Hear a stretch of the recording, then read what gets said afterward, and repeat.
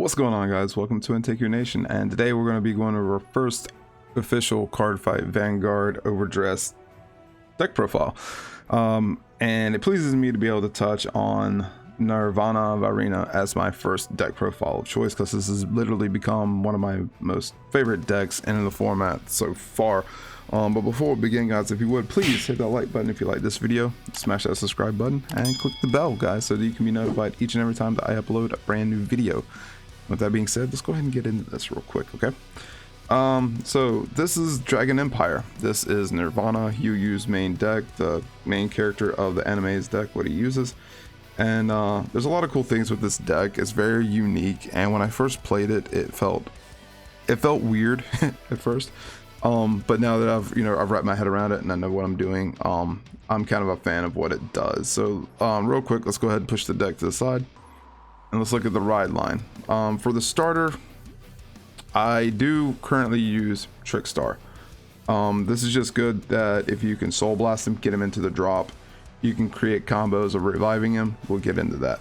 I am kind of being tempted to go back to Sunrise Egg, because it is nice on turn 2 when you go into your turn 2, if you go second, to be able to draw a card, get another resource. I am kind of a fan of that. Next up on our ride line is going to be our grade 1 Blaze Maiden Reno. The Reno skill says that when this unit is rode upon by Blaze Maiden Ryu, you may search your deck for up to 1 Trickstar called to the rearguard and shuffle your deck. Also, Vanguard rearguard during your battle that this unit attacked, this unit gets plus 2k. So she's a 10k beat stick in the front, she's an 8k booster in the back, but mainly you just want her on the ride line so that you can search the deck for your Trickstar and add it to your hand, thus that gets things going. Next up, we've got Blaze Maiden Ryu. Really a big fan of the artwork. Let's go ahead and pull this up closer for you guys. So when this unit is rode upon by Chakrabarthi Divine Dragon Nirvana, you may Soul Blast 1, search your deck for up to 1 Varina, reveal it, put it into your hand, and shuffle your deck. Also, during the battle of this unit attack, this unit gets plus 2000, so again, she's another beat stick in the front, but we're using her for her ride line ability of being able to Soul Blast 1, aka our Trickstar, and then be able to search for the Varina, which is one of the big mechanics of what the deck revolves around. And now for our main grade 3, the one that we will be riding every single game. It's going to be Chakrabarthi Divine Dragon Nirvana. So 13k base Vanguard with Persona Ride ability. Once per turn, you may discard a card from your hand, choose a grade 0 from your drop, and call it to the rear guard. Also, when this unit attacks, you may CV1, and this unit and all of your units with the Overdress ability get plus 10,000 until end of turn. So this thing creates very big beefy front rows, very big beefy, and the fact that it can always revive Trickstar is pretty dang cool. So basically what you want to do on your ride line is be able to Soul Blast a Trickstar, fetch the Varina, then you, on your turn 3, you can discard something and fetch your Trickstar back so you can start overdressing and start pumping things up with Nirvana. Very simple combo, but also very effective and consistent, obviously. And I'm just a huge fan. I love what this deck does. I really do. So let's go ahead and get into the deck now that the ride line's out of the way. We are running 3 copies of Divine Dragon Nirvana, because you want to be able to keep Persona riding, you want to keep Soul, so that you can pay Soul costs if you need it. Right now the deck is not that heavy on Soul Blast, so like it's just kind of nice though, regardless, to be able to keep Persona riding, plus 10 to the front, swing, counter blast 1, another plus 10 to the front, so you get immediate plus 20 to the entire front. Now I argue with myself right now, do I want to run 7 crit, or do I want to actually go down to like maybe 4 crit 3 front? I do feel like front triggers might be viable in this deck to help push for bigger numbers, to help keep stripping and add pressure to the deck. Crits are nice, and I will never put down crits in the TCG because they're so good, but in a deck like this where it's front row oriented, all your focus is on these 3 circles, I think fronts might be a bit better, but time will tell with some testing. Next up, I am running 3 copies of Varina Valiente. I have a fourth one coming in the mail. It's taking its sweet time to get here for some reason. I don't know if I need 4. 3 seems to suffice for the moment. But anyway, so this unit, Trickstar, or grade 3 or less unit with the overdress ability states. So basically, let's go ahead and talk about that real quick. I can move this away. If you have Trickstar on the rear guard, you can lay this card over top of it, and it's considered overdress at that point. Pretty cool, right? Yep. Awesome. So, anyway, his skill is that this unit gives plus 5,000 for each unit, each of this unit's original dress. So basically, anything that's underneath him, he gets a plus 5k. Really what you want to do is like go into Trickstar, go into Verena Arcs, which we'll talk about here in a second, and then go into Verena Valiente so that you can get him up to 23k base on your turn and your opponent's turn. He also has another skill that once per turn that when this unit attack, or when the attack of this unit in the overdress state hits, you may counterblast 1, discard a card from your hand, and restand this unit. This can be pressuring on those turns that you hit the over trigger and you just beef him up. I mean, there are times also he gets pretty beefy by himself, and you can when it's late game, you can kind of like threaten, and that's pretty nice to have that. That's the only thing that he's really kind of good for, I feel like. It's just a little bit of threat. I wish he had a crit. I think a crit would have been to me nicer than the restand. I just don't get his ability off as more times than not. I just don't get it off. It's just not something that happens. He's just mainly a big beat stick, unfortunately. He can also be baited by opponents where like they can try to bait you into the restand to try and make you ditch a resource because they know they can survive the next hit, so they'll let it hit and then like let you restand, and then they just bait out, you know, cards out of your hand. So it's kind of you know, it's got its pluses and its minuses. It's a double-edged sword. I don't know how I feel about it. I do think that when set 2 comes out and we get Verena Ergar, I may actually come off of Valiente. Time will tell. I mean, I do like it for the body, but again, I'm not sure. Going up next is going to be our grade 2 first Verena that we're going to talk about. Overlord Sleeve's kind of digging those. Anyway. Verena Arcs. This is hands down my favorite Verena so far. Just because it's simple, it does what it does, and it's a beat stick. So basically, when you overdress over Trickstar, again, we overdress. You may CB1, draw 2 cards, and it gets plus 5k. So basically, you know, he's pot agreed. Some say he's pot agreed. I mean, he's whatever. In Yu-Gi-Oh terms, it's gonna like net you, you know, some pluses. Maybe graceful charity because you are ditching 1 in a sense to draw 2 or end up with 2. So you know, whatever. But he's just simple. You know, you go into it like you net advantage. He's a beat stick on the turn that you've got, you know, Nirvana on the field. Maybe you Persona Ride, he's 25. Maybe you swing with Nirvana and you activate the skill, then all of a sudden he's 35. So like the deck just pumps out numbers, and that's pretty cool in my book. It's pretty cool how beefy the front row units can get without much help from the back row. Next up, we are running 4 copies of the normal Verena that you find in the trial deck. Let's go ahead and look at this again. When this unit overdress state attacks the Vanguard, this unit gets plus 10 till the end of battle, and then you may Soul Blast 2 to choose one of your opponent's rear guards and retire it. So basically, again, this is going to be one of the Soul Blasts, one of the very few Soul Blast abilities in the deck that allows you to pop a unit on attack. So it doesn't even have to hit, it just says when it swings. So basically, you see something that they've got like an Eden or Alden, and you're just like, I don't want that on the field. He's got answers to that. He's got answers for, you know, in set 2 for other big bad grade 2s coming out that we're gonna have to focus on. So he kind of answers that. I don't think I'll be getting rid of this guy because he can still get rid of pesky units that I don't want to deal with and I don't want the opponent to have. So I'm kind of a fan of that, and the fact he can still pump himself up. So again, on that turn that maybe, you know, you swing with Nirvana, he's going to be 30k by himself. Maybe you Persona Rod, then he's going to be 40k by himself. So the Verenas are just like big beefy beat sticks, and they're all just, you know, different elements, different versions of Trickstar, and I think that's really cool. I dare say that this reminds me of a buddy fight deck It definitely reminds me of Buddy Fight in a lot of ways.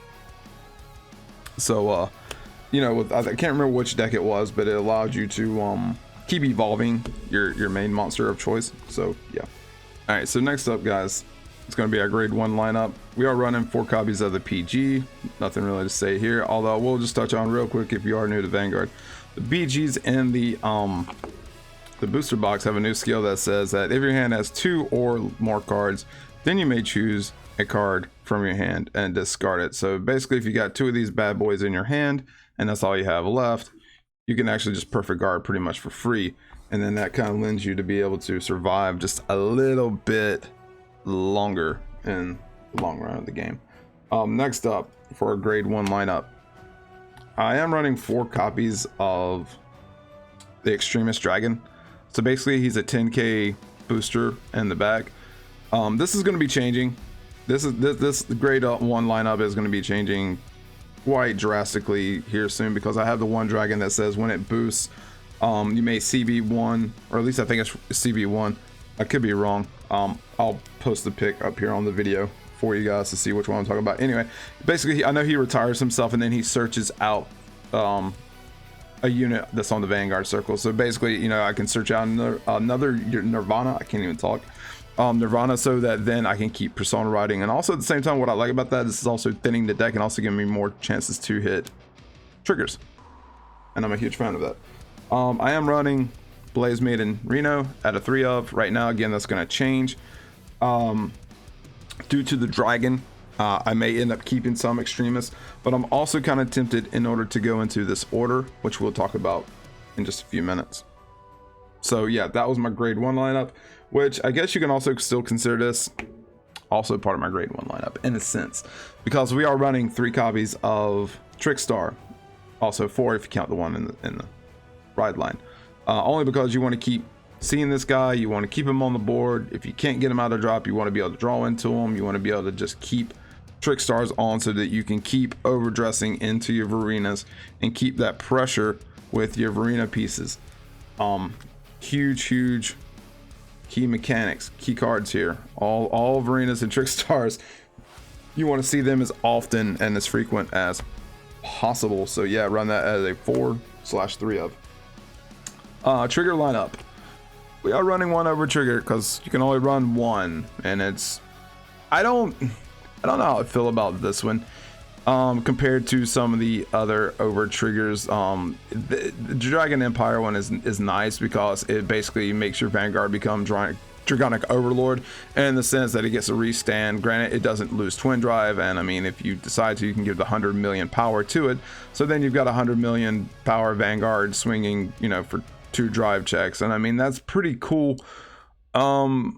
I don't see this often enough in the matches that I've play tested. I don't see this nearly as enough as I would like, and that's unfortunate. But it is pretty cool that if you hit the over trigger and you are able to give power to Valiente, because then Valiente, unless they're going to PG it, you're just going to be hitting, and then you're going to swing again, you're going to hit again, unless they're PGing, and like, unless they're going to dump hand, which they can't dump hand. He's 100 million, there's like no way you're going to defend that. They either take the damage PG, or you know, maybe they hit it over trigger and they get the heal out of it. But I don't know how much I feel about this, because this feels underwhelming when you've got like Keter Sanctuary that can give the front row twin drive, and you've got like Sprint Gate that can give the entire front row double power, double crit. That just seems more explosive to me than just being able to restand. I mean, there's value in this and being able to do so. I just don't know how much value I see in it. It's all right. I wish it was better. If I'm being honest, I wish it was better. We are running 4 crit.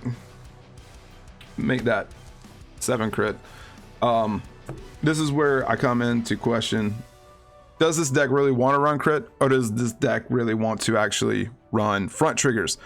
Because your entire front row is your focus. Your Vanguard is not really your focus. It's really your Vanguard is your supporting unit, while your rear guards are actually your all-stars. They are your threat. So like, crits are nice. Crits are always nice. I'll never downplay crits. Not in the TCG 0.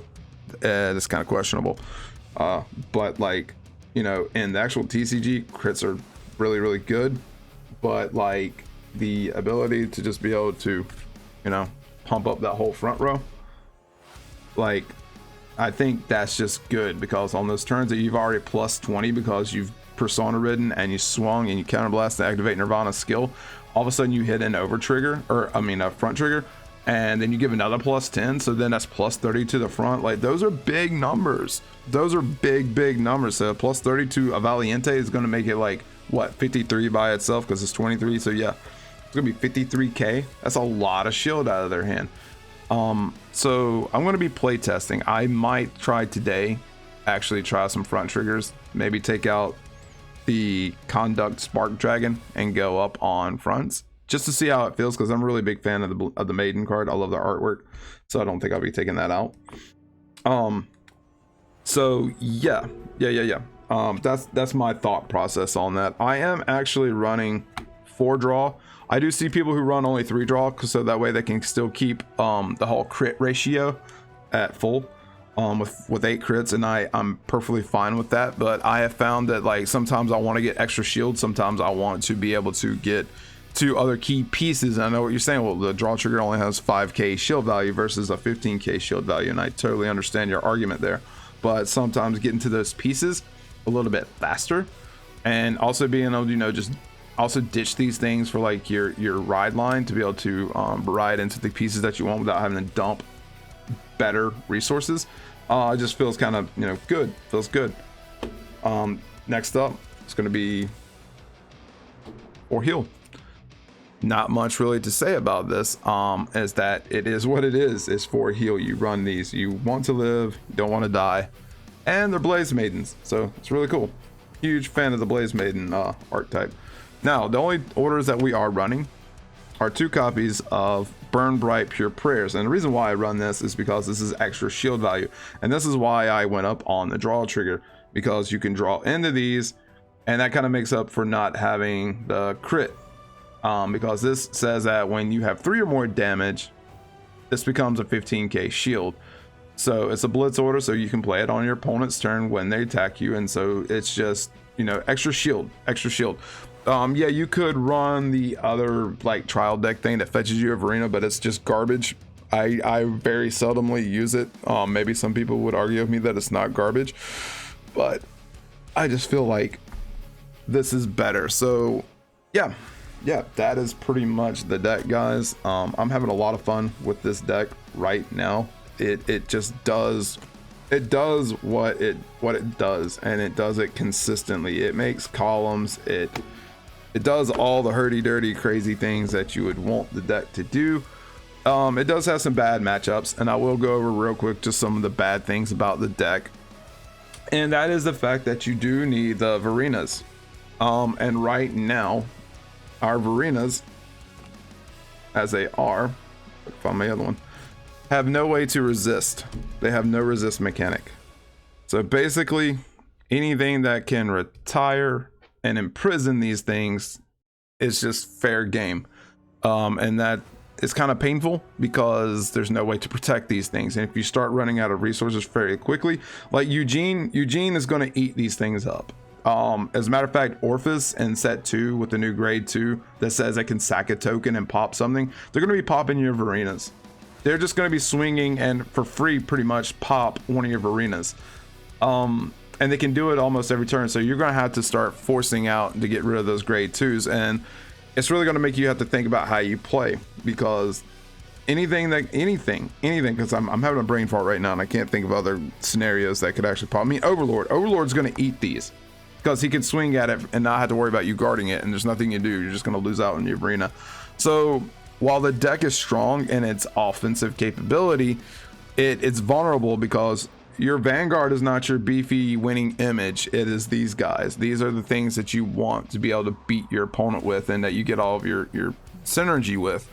And it's, I think, while that's also a negative, it's also a plus because it's very unique in the fact that this time the Vanguard is a supporting unit, and the rear guards are your main focus, whereas most of the time it's your Vanguard, and the Vanguard's being supported by the rear guards. And like, I'm just a huge fan of that. I think it's very unique and pretty interesting, and that's just me.